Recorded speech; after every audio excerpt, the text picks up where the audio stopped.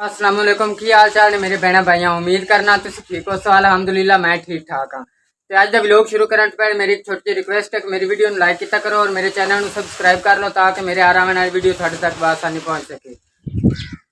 हाँ जी तला किता मिठू भाई आ गए ने। अस्सलाम वालेकुम। की हाल मिठू भाई? ठीक शुक्र अल्लाह दा माशाअल्लाह। तो मिठू भाई आज सब्जी में तकरीबन सारियां ही लई बंदा। हाँ जी अम्मी जी आपा की सब्जी लाऊं है? आलू ते शिमला मिर्चा ते मसाला। आलू शिमला मिर्चा तो मसाला। ठीक हो गया अम्मी जी। हाँ जी तो सब्जी लै ली अम्मी और माशाल्लाह पैन मसाला है शिमला मिर्चा ने तो आलू वगैरह ने।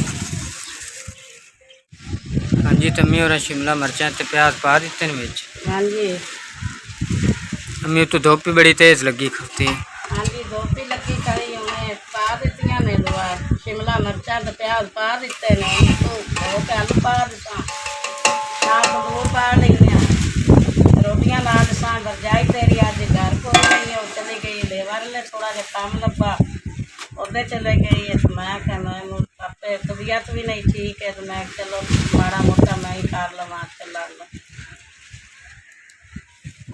ना मैं हम मसाला तो बंदी पई हाँ क्या पहुँच गया मसाला तो हम धो के आलू पा लिसा।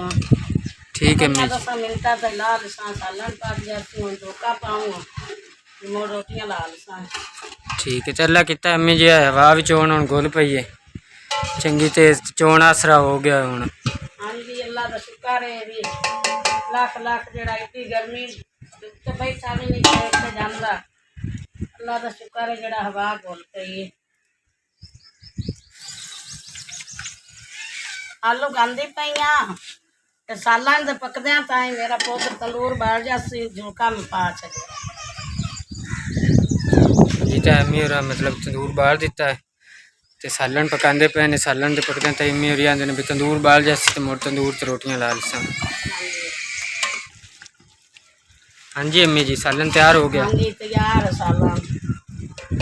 हाँ जी सालन अल्लाह किता तैयार हो गया तंदूरी बलदी पी उन्हें थोड़ी देर तक के बाहर जाती तो अम्मी और रोटियां ला सन। अम्मी जी मुड़ मैं ना भी ये सालन थले ला के ना तो तुम जट दे आराम कर लो पखे ते छां ते भावें हवा गुल्ली खड़ोती उतना भी धुप तो बड़ी तेज है ना।